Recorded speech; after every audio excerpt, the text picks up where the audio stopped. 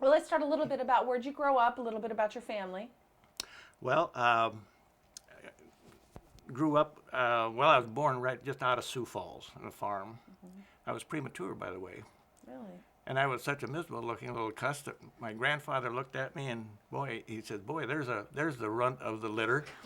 My mother looked at me and says, oh, I hope he dies. Oh my No, God. and she was so mad when my aunt told me that because she said, there's no, you shouldn't. Nobody But should have told you that. yeah, that's right. But I said, well, I didn't have any hair. I didn't. I was just like a little monkey, I suppose. Premature, and they put me behind the wood stove, and didn't.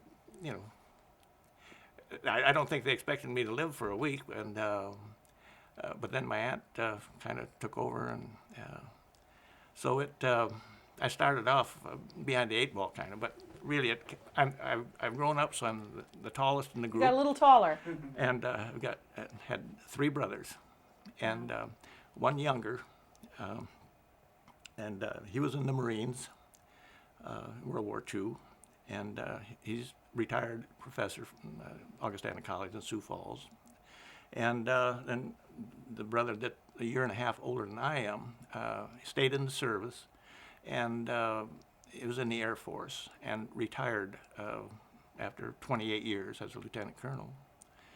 And the oldest brother, Spencer, he was he's 4 years older than I am, and he was with the Chicago Tribune for what, 30 years or just a long time. And he's the one that's in the home now. And he was in well, he tried to get into the Army, the Navy, and the Marines, and they wouldn't take him because his eyes were so bad. And then they drafted him, put him in the medical corps. And he ended up with a battlefield commission and a Silver Star, and he was recalled in the Korean deal. And but he was a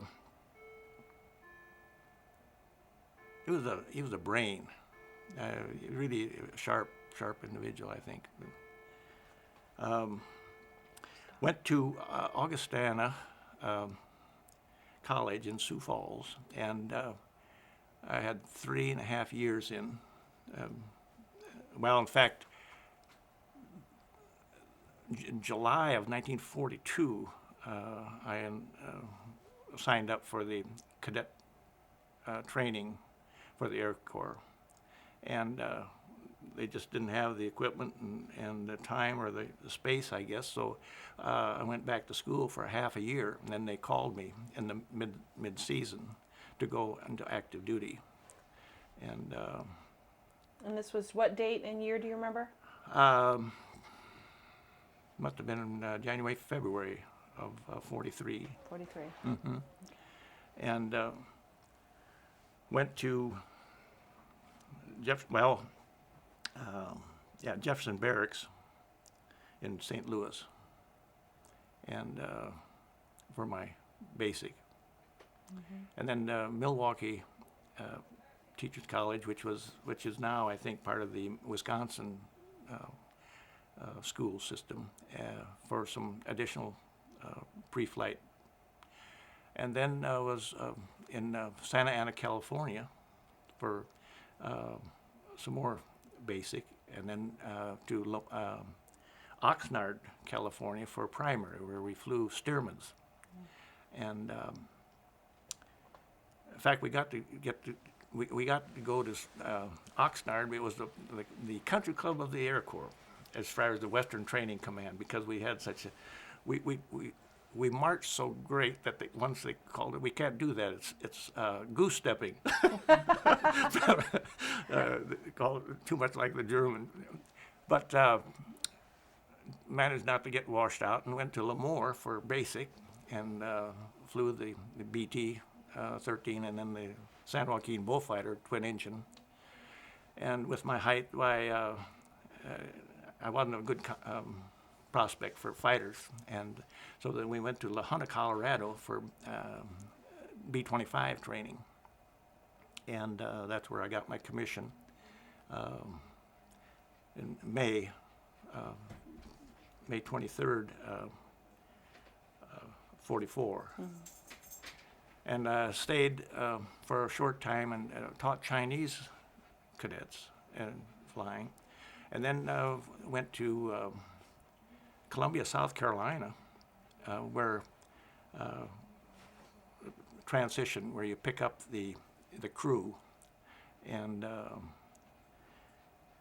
was very fortunate. I had an excellent crew, but 1 second. I'm sorry, Mr. Sandvig. I'm picking up. We're your going to have dog's to take breathing. Charlie out. no, say, yeah, Oh, wait, Charlie. Charlie, come on, buddy. say, That's all right. I can Jeff. get him to tell you. Define on camera. Or now.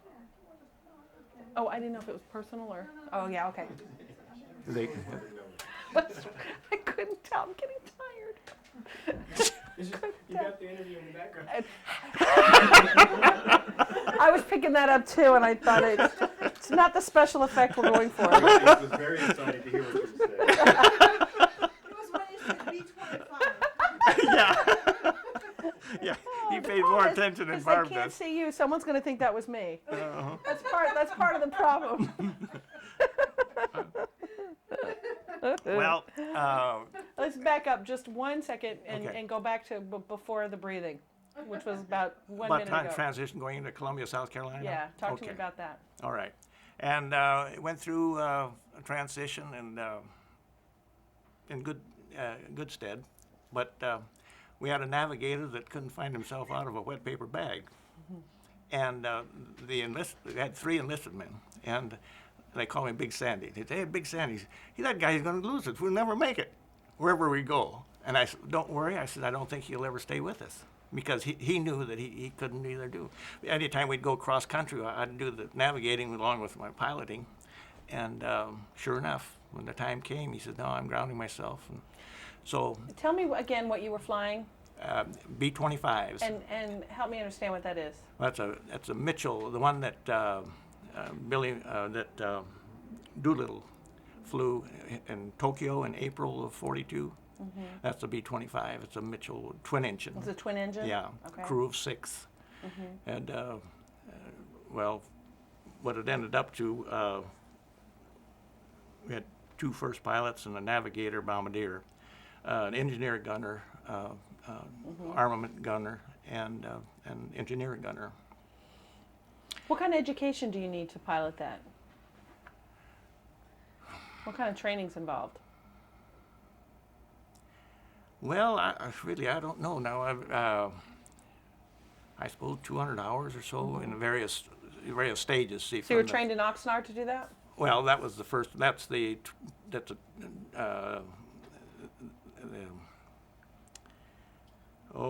Is that what they call it, AIS? well, no. What is it, Jeff? It's paper wings, or not paper, but The canvas? yeah, it's a canvas. A fuselage and wings and so Okay. forth. And it's the first one that you train as far as flying, and then the others are just trainers that. In fact, in La Junta, I think they called them the A54 or something like that, but it was just a stripped down B25. And then we trained in Columbia, and So this is still, 1944 now? yeah, 43 and 44. 43 and 44. Uh-huh.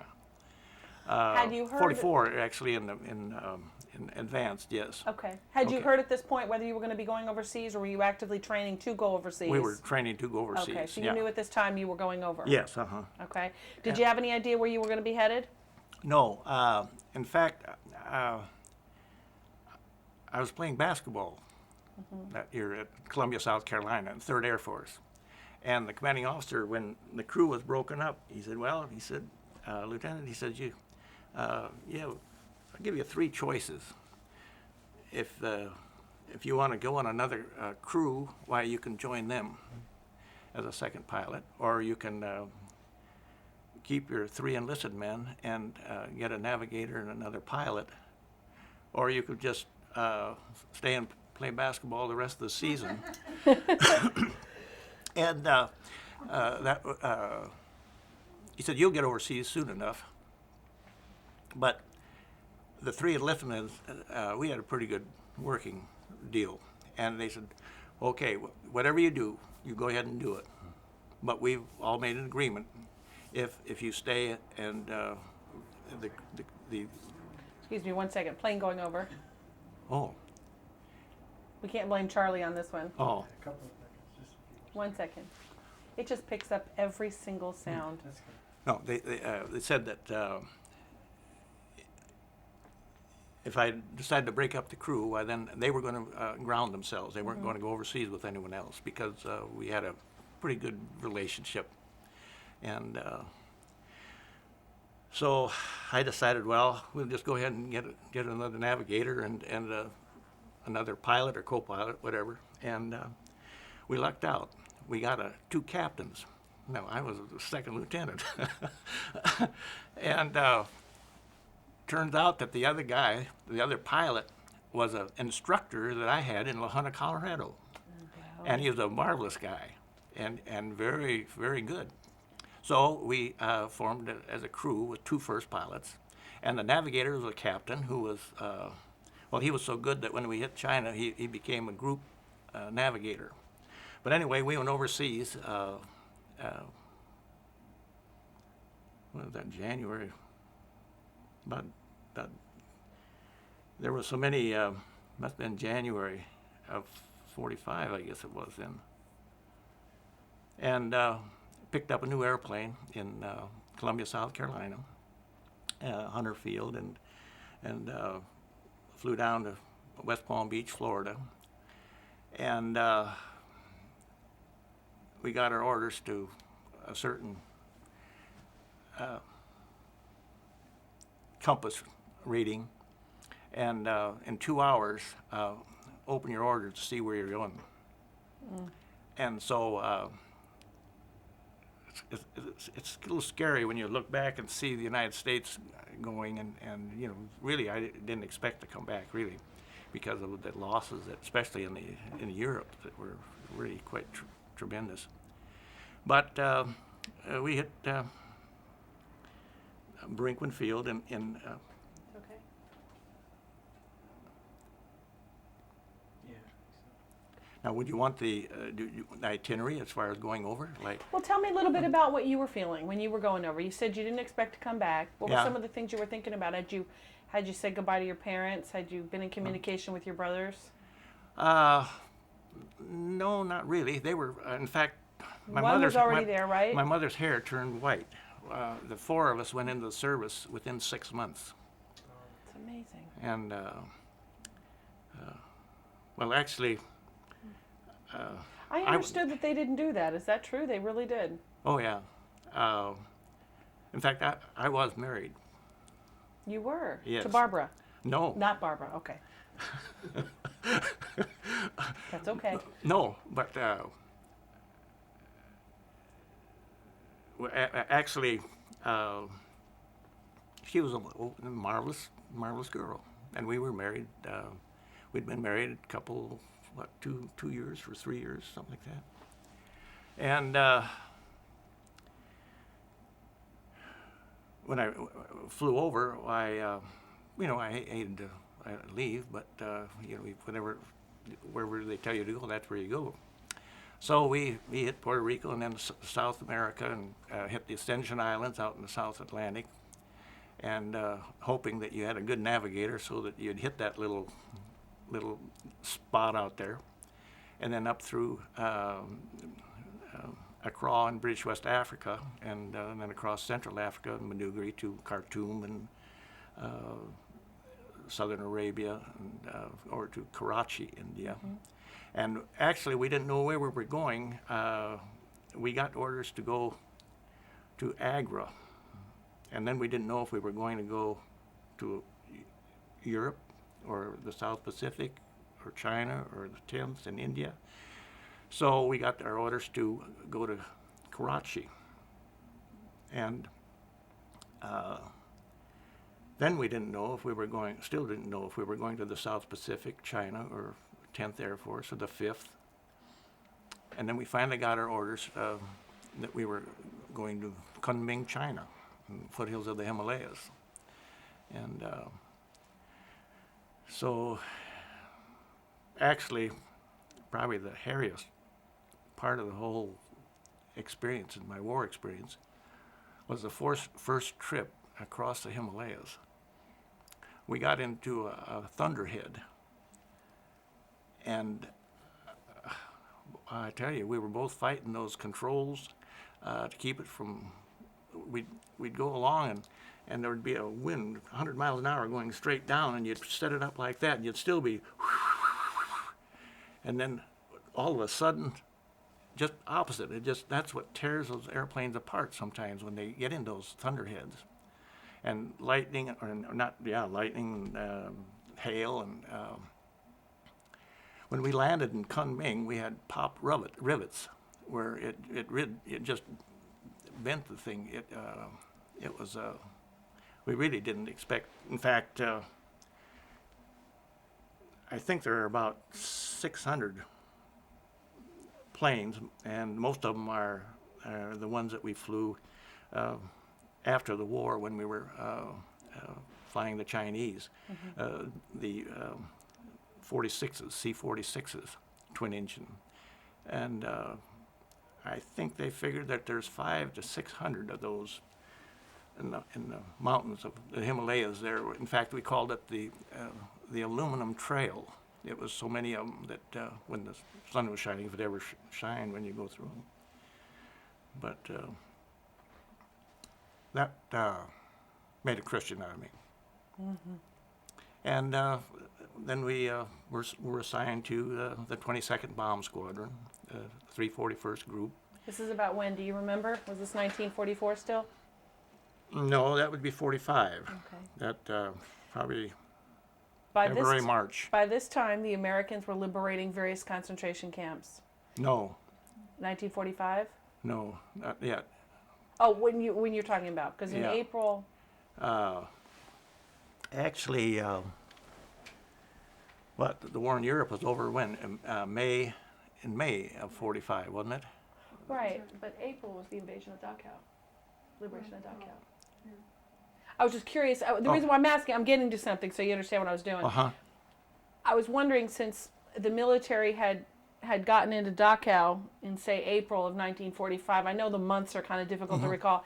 Basically, what I'm wondering is, since the military was so active already going into the camps, had you understood anything that was going on in East Europe, outside of Hitler and the Nazi regime? Had you understood what was happening to the Jews in the concentration camps by I now? didn't know what was happening in the 14th Air Force in China.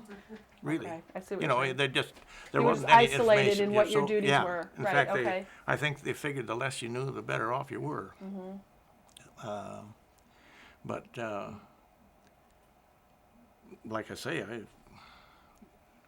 I didn't. Tell me about the events leading up to the war crime trials. Tell me as you started to become aware of what was actually happening and what had happened. Well, of course, as soon as we moved into Nuremberg, why you knew what was happening, especially with the military government. Well, tell me about that when you started to find out. Do you remember somebody telling you what was happening? Do you remember being briefed at all, or anybody giving you information about what had happened? We had a little briefing in Munich. This was in 1945. No, 46 in 46. Munich, yeah. Okay. Yeah. And let's see, there wasn't, of course, we went to school in Carlac Barracks in Right. Pennsylvania, and had in fact, I've got a lot of the paper right there that where what to watch for and how to approach, as a military government officer. And when I was assigned to Nuremberg, I think at first, I was administrative officer for a while, and then they said, well, we need public safety for a little while, so I was public safety, and then they needed denazification officer, so I became that, and then they said we need a liaison officer between military government and the war crime tribunal, so they got that. And that was about the Probably must have been about the ending of the big trial. So your duty, but you were in Illinois during the war crime. That was Yeah. actually your duty. Yes, Okay. And I attended a couple, I think, before. In fact, I've got a list of the families of the top Nazis. Their autograph on where they're checking in to visit with the war crime, you know, Goering and Frick and Ley, all of them. When the families came to visit, I think they had about 15 visits, the families, to those who were being tried at the big trial. And of course, Ley committed suicide early, and then Goring committed suicide just before they were hung. Mm-hmm. And I think the visiting, the one I got was in late September, I think. And as I recall, the October 1st, I think, was about the time that the verdict came out. Mm-hmm. And that's when the three were acquitted. Those who were to be hung were told, and then those that got life. What were some of your duties as an LNO? What were some of the things that you were actually doing? What, at the trial? Right. At the big trial, not too much, because that was pretty well cut and dried by that time, as far as. Hold on one second. It's gonna close. There we go. But I'm sorry, go back a little bit. What were some of your duties at the trial? not too much with the main trial of the top Nazis, because there were no spectators. There were strictly those who were required to be part of the prosecution and the lawyers and that sort of thing. Do you But recall any of the? I know. There weren't too many witnesses called in that trial, Right.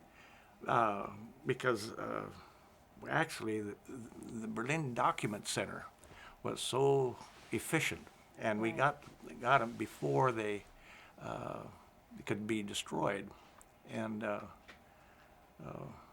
It's been said that their bookkeeping was actually what hung them. Oh yeah. Was their documents were so good that. Excuse me, one second.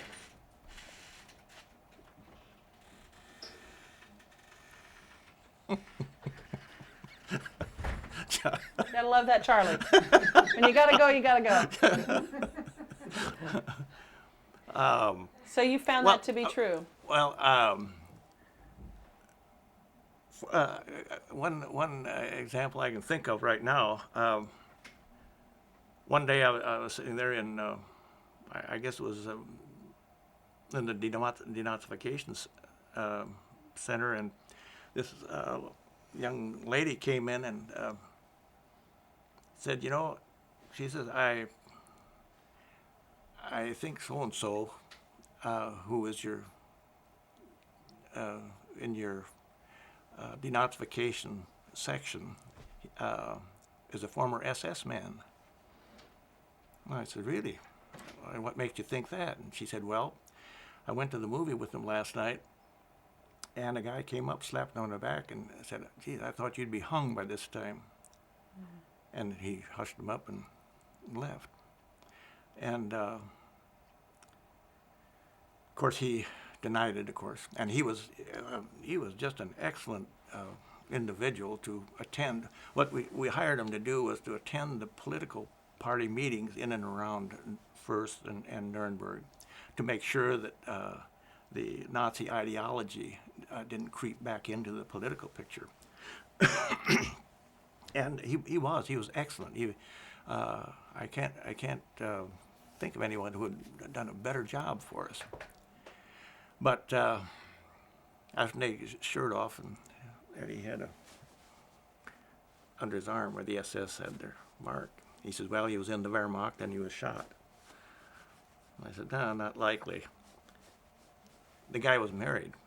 He got his wife in there, and she was so mad that he was stepping out on her.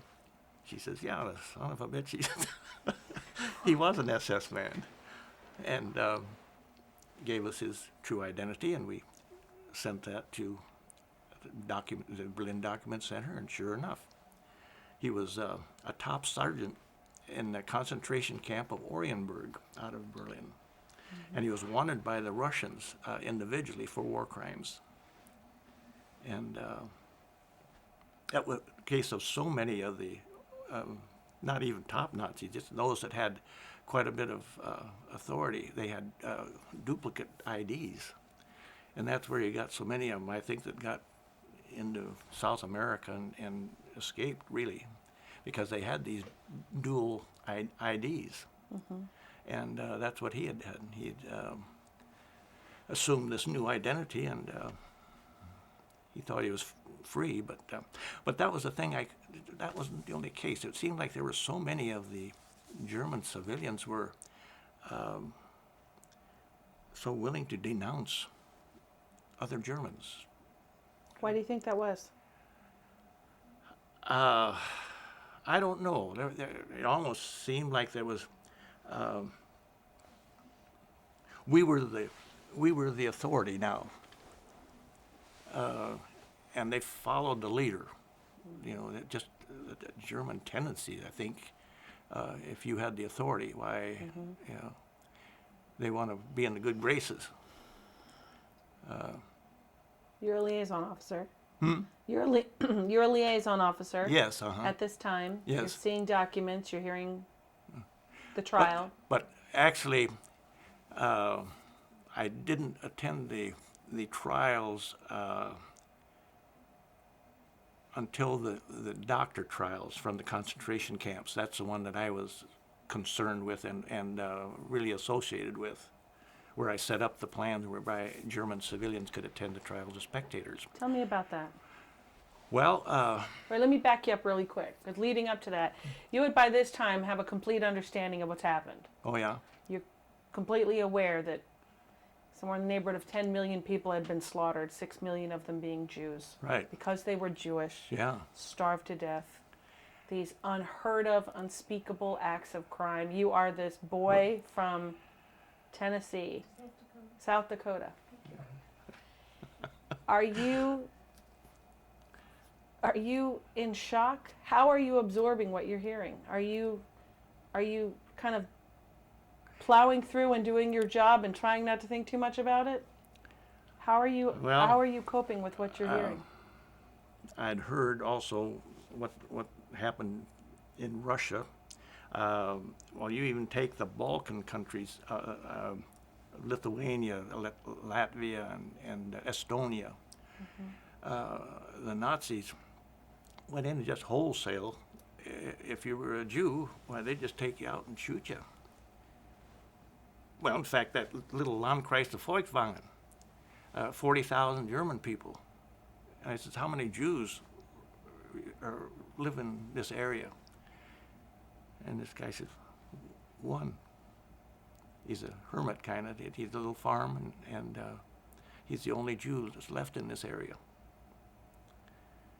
And that was like I say, like Davidson County, it's and it was a rural community. We had 250 villages and 50 burgomeisters in this little area, and only one Jew was left in that whole area. But you take the eastern countries, like Poland and Romania, Bulgaria, all of them, they just hungry. Actually, I think they lost probably more Jewish people than. In fact, I'm not sure, but it just seemed to me that I had read or heard that there were, prior to the Nazi regime, there were only about 600,000 Jewish people in Germany. That's correct. That's right. And in the end of, or the middle of 1944, I think there were 20,000 left or something like that. It was 27. And that was in the middle of 44, and there were a lot of them that put to death after that. And 97% of the Lithuanian population of Jews were completely wiped Was out. it 97? I 3% know that it were was. left. I just you know, and they were so brutal about it. They were just, it certainly made it so you didn't sympathize with them. You know, it's a wonder they didn't just get rid of all of them. They were, I can't imagine the inhumanity to man. How can it possibly happen? And here, Germany's supposed to be a religious background, and southern Germany was Catholic, the northern was Protestant, and they said, well, you know, we had to follow the rules, and it got to the point where the kids couldn't say anything, or they couldn't say anything to their kids, because the kids would report them because that's their duty. Mm-hmm. No, it just can't imagine. But then, actually, also, well, the Japanese weren't that great to Tuians either. You know that, but. So tell me about your job when you were working with the German civilians, and for the doctors. Well, about the only, my only What job was I try to work up a plan with Telford Taylor, General Telford Taylor, so that these German civilians could actually attend the trials to make sure that the people knew that it wasn't a set-up deal, you know, that we weren't just trying to get revenge.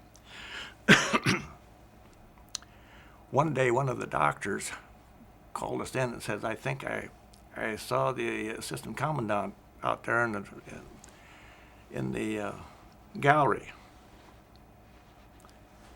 Is that right? Yeah. So we checked him out. Sure enough, he was an assistant commandant. I don't remember now what concentration camp, but there were so many of them that. But anyway, we picked him up because this doctor denounced him.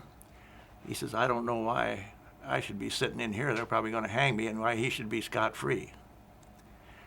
So you think maybe the motive was kind of, I'm here, you might as well be? Well, that's right. Yeah, just watch out. Well, I don't.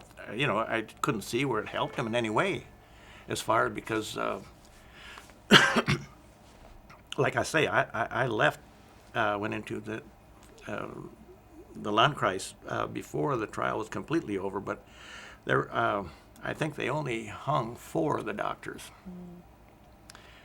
And I think 5 got life, and a few got lesser sentence. And there's a couple, 3 of them, I think, that were exonerated. Do you know how? Was it a lack of evidence, or? Well, I think they were concentrating more on the doctors like Mandela? yeah, and Hess.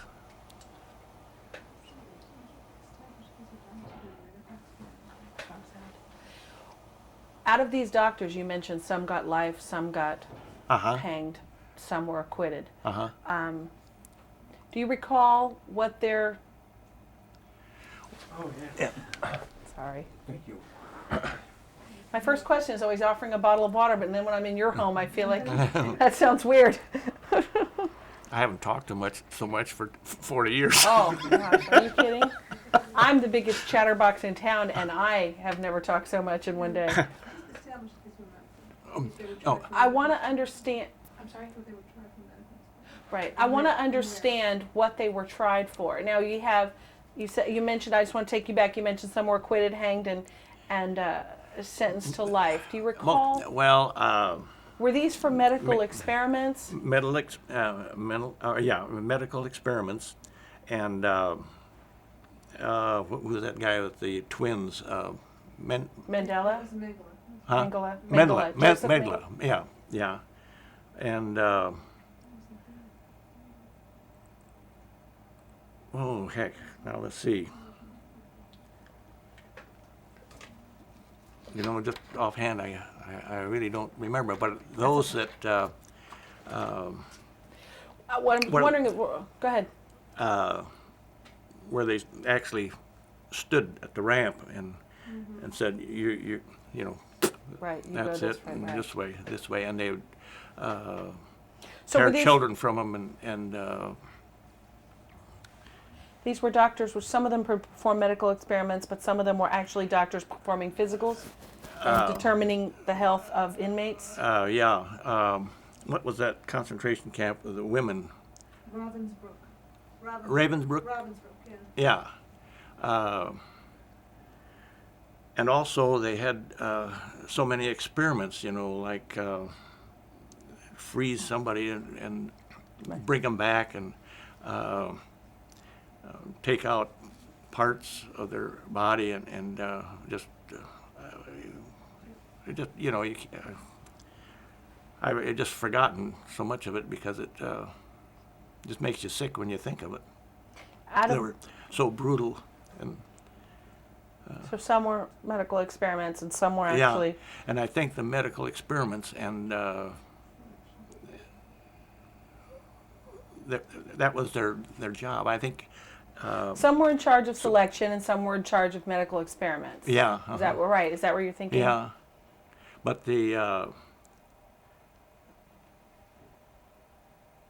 no, that's not coming right now. That's Been so okay. And many it years. might later, and that's Yeah, okay. Okay. I was just trying to understand the ones that were hanged versus the ones that were acquitted. Well, there were some of those who were acquitted. I know they had taken up practice again. In fact, one that went down to Africa and really did some good deeds down there, but assumed a new ID. And there was several of them that just changed location in Germany. In fact, this villa that we took in Volkswagen, he was a doctor. In fact, I've got his SA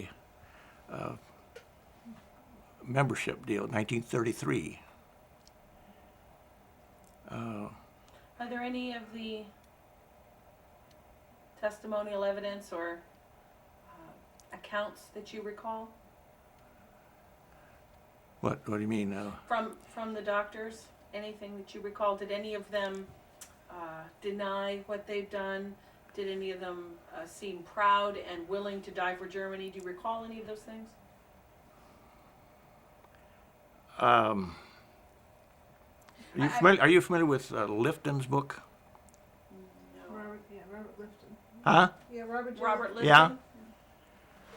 Yeah. He has a quite extensive, I've read that some years back, where he interviewed these doctors.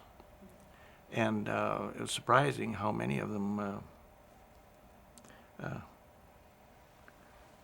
sat down and they were interviewed, knowing that Lifton was Jewish.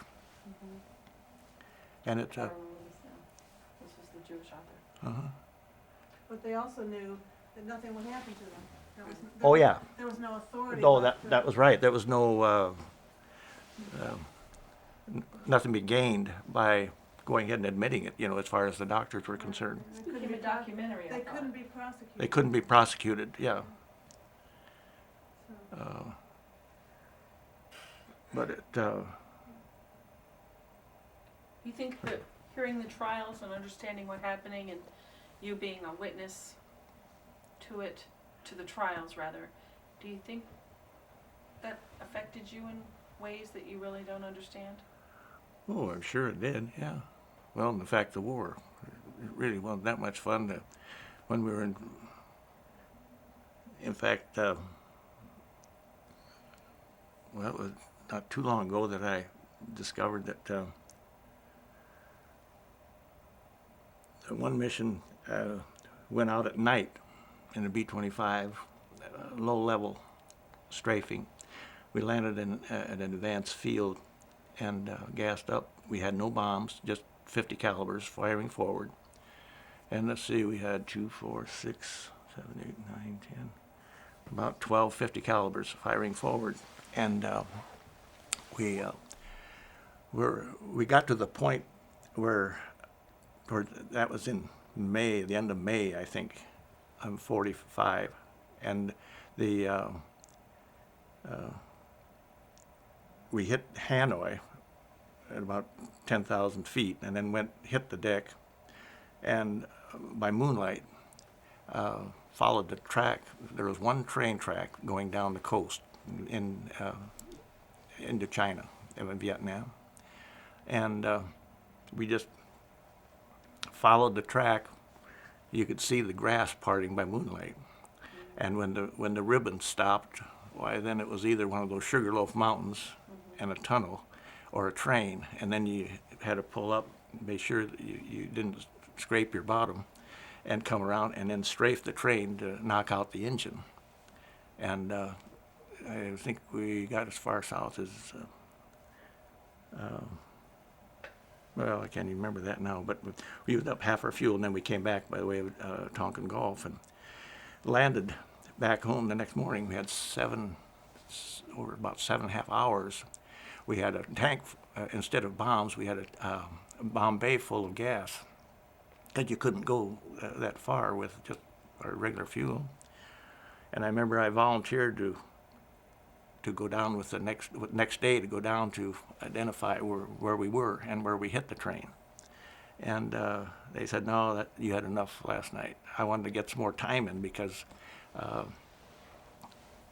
in China, everything had to be flown over the Himalayas, fuel and everything else. We ate off the Chinese, and I was ready to go home anytime. And so I didn't go. And they knocked that plane out, the one that went down to check it, to see what damage we'd done. They had moved in an aircraft and blasted them out. And one fellow that I knew, Fowler, they after the war, they was so close to the end of the war, they found all the details, and the Japanese said that he had drowned. Another one, I think 2 or 3 of them they just killed. One of them they beheaded. And so, you know, the Nazis weren't alone in that category. But our field in China was over 6,000 feet, and we had trouble getting off sometimes. We had to use the ramp to get enough speed, because it was a small, short field. Couldn't see from one end to the other, and you had to get up and then put your flaps down and pull your wheels up at the end of the runway and hope that. And that's why we only had 6 planes to go on this last mission of World War II. We only had 6 out of the 9 left, because the other 3 went mushed in again. They didn't have the lift to get off. Well, we got off in the wrong there. Now, wait a minute now. Where'd we get off here? I don't know. I was listening. It's wonderful. Back to the trials. Yeah. I had a couple questions about that. You said you were in charge, or one of your duties was bringing the German civilians in. Yes. To watch the trial. Yes.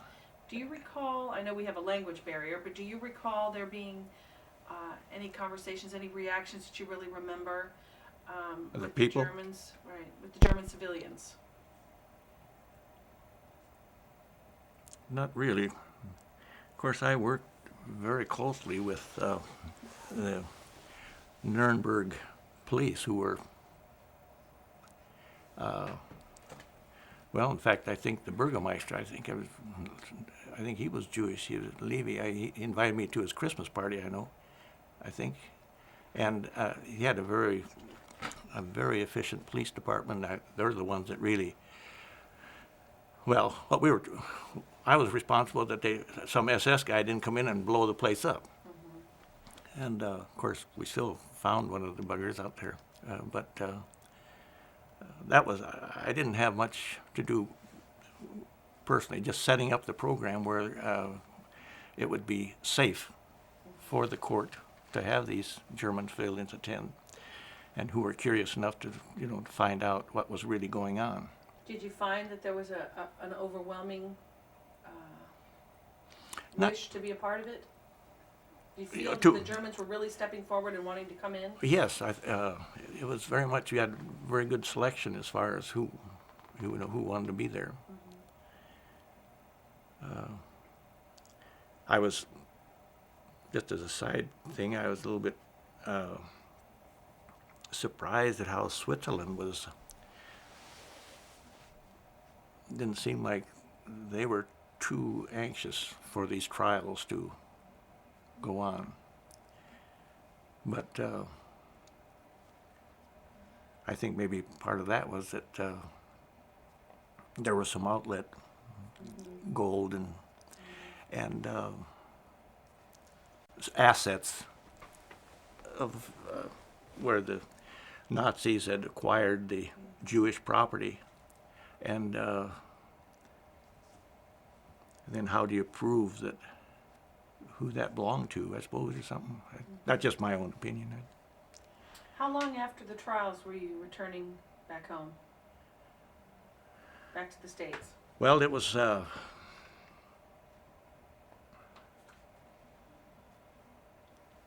actually the doctor trial wasn't over yet when I went to Feuchtwangen for to be the military governor down there.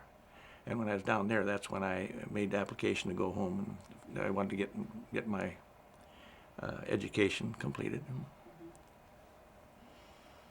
What do you take with you when you think about that time at the trials?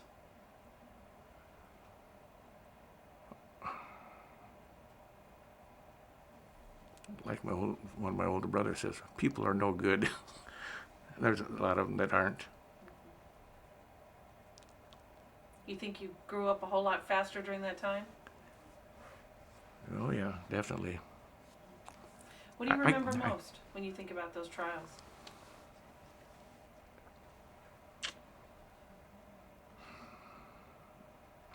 I just can't imagine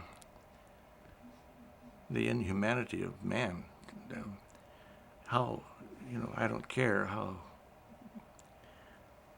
tough you can get, but of course, with the Nazis, they were, Ottoman. They're just,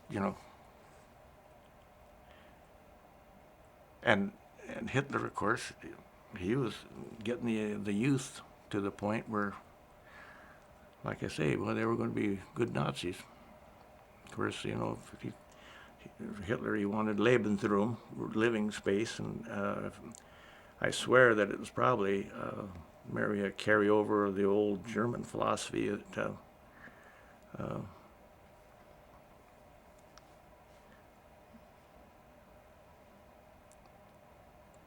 the leader. It seemed like you get ahead of the government, and no matter what, you do what you're told. Another little deal. I had a real nice young man in Feuchtwangen that I made refugee commissioner, and gave him the authority, and he turned out to be a bastard, if you excuse the expression. He got the authority. In fact, I heard the Germans, the German employees that I had, they said, "Yeah, you're too easy on these people." Germans, telling me that about the, I've got the authority, by God, I should use it. And I was trying to teach them a little democracy. I even had 7, what do you call these guys? Game wardens. And I'd have them in once a month, and if I told them to jump out of the window, I think they would. They'd sit at the front of their chair, and no matter what I said, jawohl, jawohl, jawohl. They just follow instructions. Of course, that's what so many have said. All I was doing was following instructions. What brought you back to Tennessee? Or what brought you over to Tennessee, rather? Oh, I wanted to make a living. Well, there's one little. This doesn't have to be publicized or anything, but Off the record. when I was in China flying combat, my wife sent me a Dear John letter. Really? Yeah, and but when I came home, I could recognize you know, it was tough on those at home too. So when I went to Europe, she came to Europe, and it just wasn't there.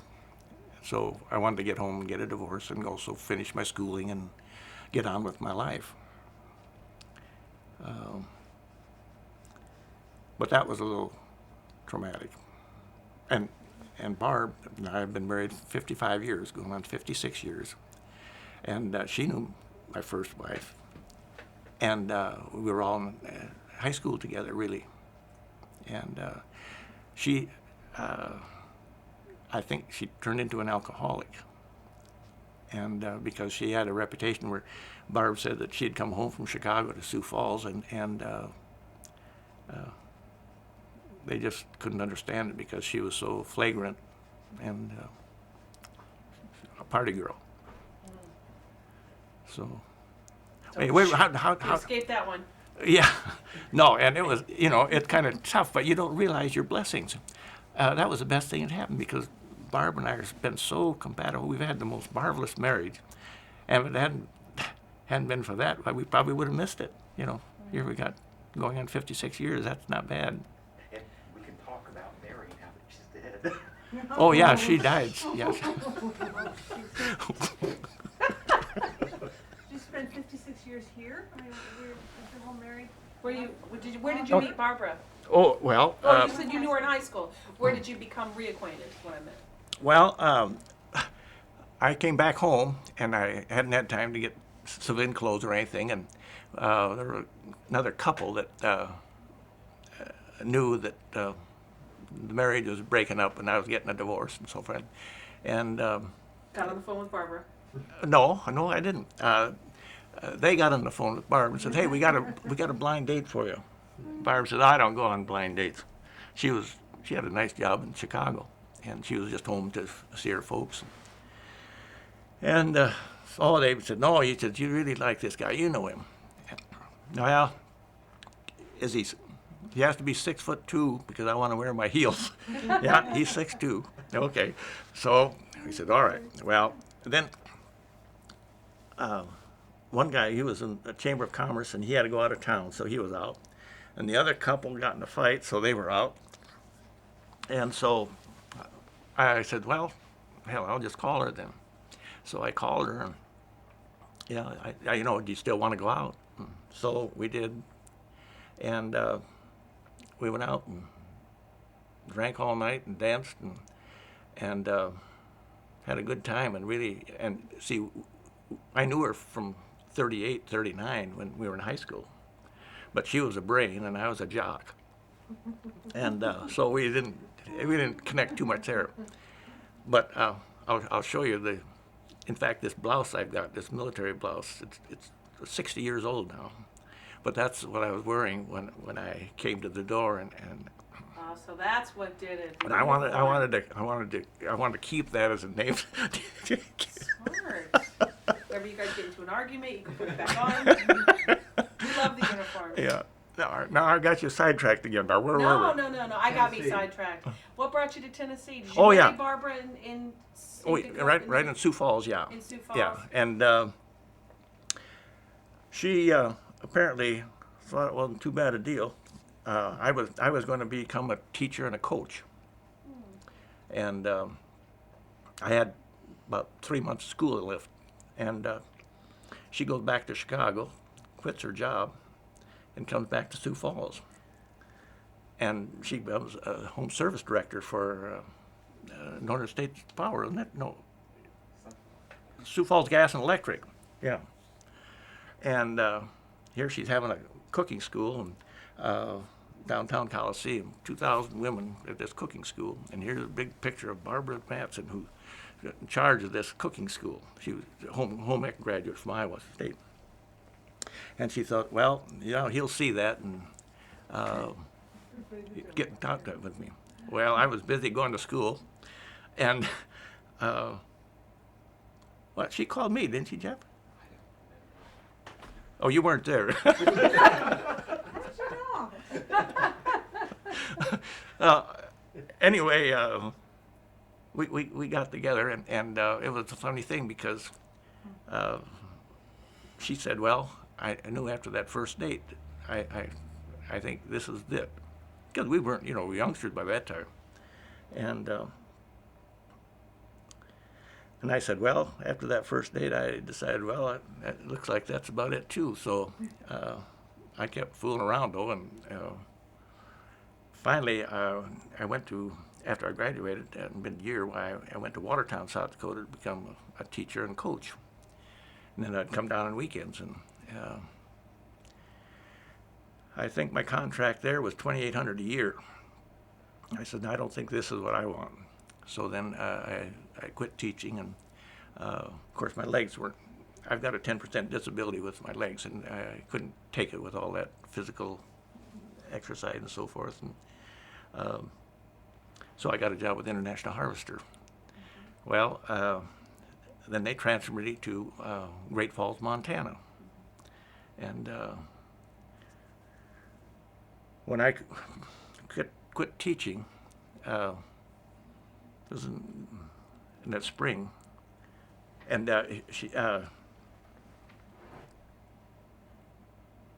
we decided to get married. But I said, I'm not going to teach and coach.